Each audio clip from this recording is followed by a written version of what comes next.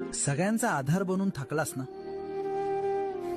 घराचा कणा बनून मान ताठ ठेवलीस, पण आज तीच मान माझ्या खांद्यावर टेकवून रडावंसं वाटतंय ना. जगाला तुझा राग दिसतो, पण मला तुझा थकवा दिसतो.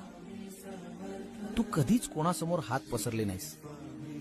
स्वतःच्या इच्छा मारून तू दुसऱ्यांची स्वप्न पूर्ण केलीस. पण तुझ्यासाठी कोण रे?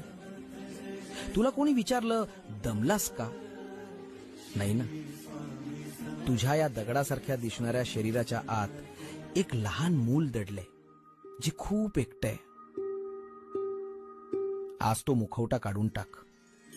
खंबीर माणसालाही रडण्याचा अधिकार आहे.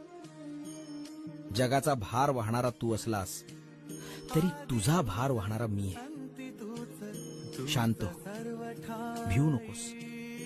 मी तुझ्या पाठीशी आहे.